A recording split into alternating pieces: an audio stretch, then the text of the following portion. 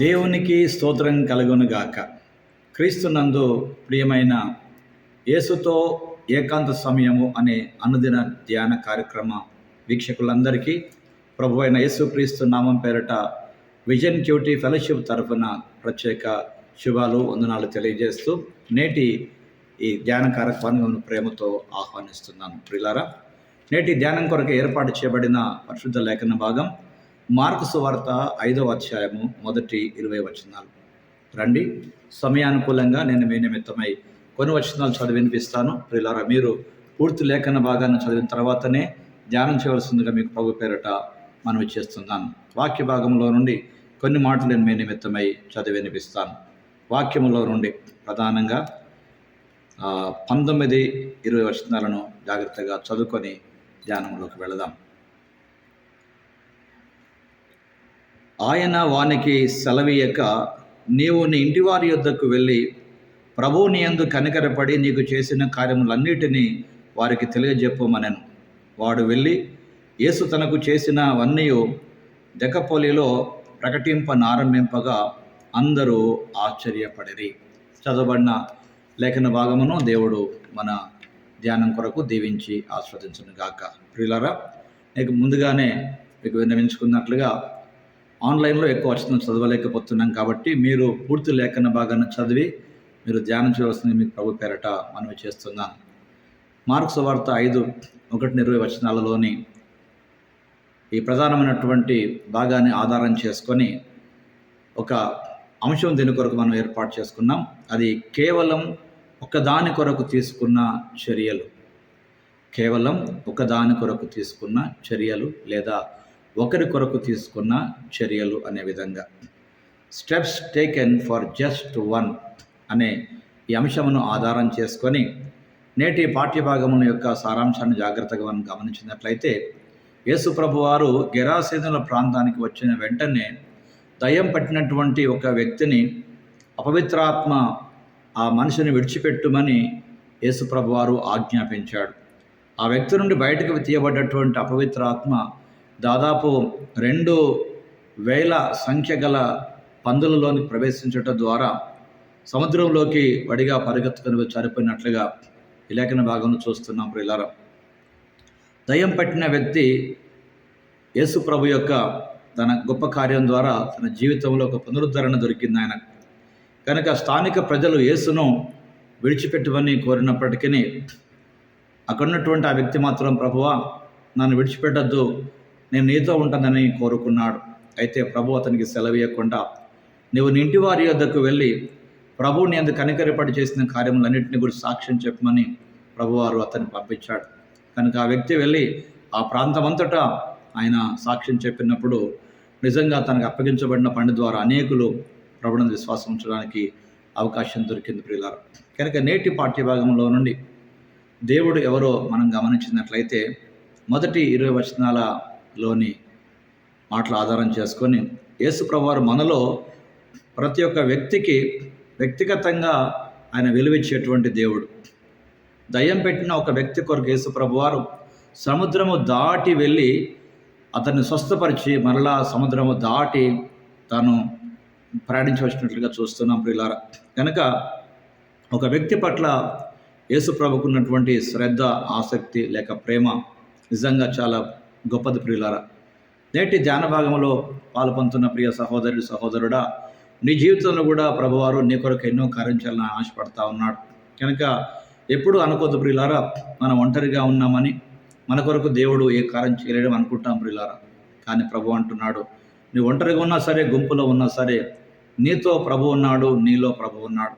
కనుక నీ కొరకు, కేవలం నీ కొరకు కార్యం చేయడానికైనా సిద్ధంగా ఉన్నట్లుగా నేటి పాఠ్యభాగం మనకు జ్ఞాపకం చేస్తుంది ప్రియులారా. కనుక ఆయన అందరికీ, మనలో ప్రతి ఒక్కరికి వ్యక్తిగతంగా మనకు ఆయన మరి విలువనిచ్చేటువంటి దేవుడిగా ఈ పాట మనకు జ్ఞాపకం చేస్తుంది. సో ఈ లవ్స్ ఈచ్ వన్ ఇండివిజువల్లీ, ఒక్కొక్కరిని ఆయన మనను ప్రేమిస్తున్నాడు. కనుక ప్రియులారా, ఇందులో ప్రధానంగా దేవుడు మనకు నేర్పే పాఠముగా దేవుడు కొంతమంది శిష్యులను వెళ్ళమని మరికొందరిని ఉండమని పిలుస్తున్నప్పుడు ప్రియులారా, ప్రతి కార్యం వెనకాల ఆయన ఉద్దేశం గమనించాలి ప్రియులారా. కొన్ని పర్యాయాలు శిష్యులను వారి ఇండ్ల నుండి వేరే ప్రాంతానికి 12 మంది శిష్యుల వలె పంపించాడు. మరికొన్ని పర్యాయాలు ఆయన వారి రోజువారీ జీవిత ప్రదేశాలలోనే ఉంటూ, లేక వారి ఇంట్లోనే ఉంటూ వారి మధ్య ఆయన కార్యం చేశాడు. కనుక రోజువారీ జీవిత ప్రదేశాలలో వాటిని స్వాధీనం చేసుకొని వ్యక్తి వాళ్ళ ప్రియులారా ఇంట్లో ఉండేలా కూడా ప్రభు కార్యం చేస్తూ ఉన్నాడు. ప్రియులారా, ప్రభువారు కార్యం చేయడానికి నువ్వు ఎక్కడున్నావు అన్నది ప్రధానం కాదు. నువ్వు ఎలా ఉన్నావు, నీ పరిస్థితులు ఎలా ఉన్నాయి. ప్రియులారా, ఇలాంటి పరిస్థితుల్లో కూడా ప్రభు నిన్ను విడిచిపెట్టలేదు. ఇంకా నీ పట్ల ఆయన కృప కలిగి ఉన్నటువంటి సంగతి మర్చిపోద్దని ఈ రోజున మరొకసారి వాక్యం ద్వారా మీకు జ్ఞాపకం చేస్తున్నాను. ప్రియులారా, కనుక నేటి పాఠ్య భాగం ద్వారా మన జీవితానికి అన్వయింపుగా దేవుడు వేరు వ్యక్తులు వేరు ప్రాంతాలలో ఉంచాడు. అయితే మీరు ఎక్కడ ఉన్నారనేటువంటి దానికంటే ఎలా జీవిస్తున్నారనేది చాలా ప్రధానం. కనుక ఆ సమయంలో ప్రియులారా దేవుడు మనతో ఉన్నాడు. ఆయన మనలో ఉండి మనం నడిపించేటువంటి దేవుడు అయి ఉన్నాడు. కనుక నీ కొరకు, కేవలము నీ కొరకే ఆయన క్రియ చేయడానికి సిద్ధంగా ఉన్నాడు. ప్రియులారా, ప్రభు మాటలు ఆధారం చేసుకొని జీవితానికి వీటిని అన్వయించుకోవాల్సింది మీకు ప్రభు పేరట మనం చేస్తున్నాం. చాలాసార్లు జీవితంలో మనం ఒంటరిగా ఉన్నామని, మనకు సహాయం చేసే వారు ఎవరూ లేరని, ఇంకా ఎవరు మన పరిస్థితులు పట్టించుకోరేమో అనుకుంటాం. ప్రియులారా, కానీ ఇదిగో మన గురించి వ్యక్తిగతంగా పట్టించుకునే దేవుడు మన పక్షాన ఉన్నాడు, మన ప్రక్కనే ఉన్నాడు. కనుక ఆ ప్రభువుకు మనల్ని మనం సమర్పించుకొని ఆయన దయను కనికరం పొందుకున్నట్టు గొప్ప భాగ్యం. కనుక కేవలం ఒక వ్యక్తి కొరకు ఆయన తీసుకున్నటువంటి చర్య గొప్పది.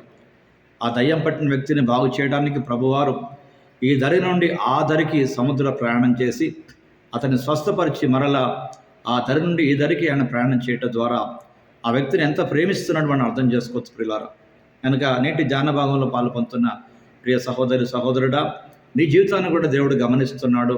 నీ కొరకు ఆయన కార్యం చేయటం ఇష్టపడుతున్నాడు. రండి, ఆ ప్రభు సన్నిధానంలో ఒక ప్రార్థన మన కొరకు చేసుకుందాం. ప్రభువా, మీరు ఉన్న ప్రదేశంలో నేను నా పొరుగువారితో ప్రతి ఒక్కరికి వ్యక్తిగతంగా విలువనిస్తూ జీవించుటకు నాకు సహాయం చేయండి. నీవు నా పట్ల, మా పట్ల ప్రత్యేక శ్రద్ధ కలిగిన దేవుడవని, అందరి పట్ల అలాగే శ్రద్ధ కలిగి ఉన్నామని జ్ఞాపకం చేసుకొని ఎవరు నిరాశ నిస్పృహలకు వెళ్లకుండా తండ్రి అందరిని ఆదరించే దేవుడవు నీవు ఉన్నామని జ్ఞాపకం చేసుకుంటూ నీలో జీవించగల కృప అనుగ్రహించమని మా ప్రియ ప్రభు అయిన క్రీస్తు యేసు పేరిట ప్రార్థిస్తున్నాం పరమ తండ్రి. Amen, amen.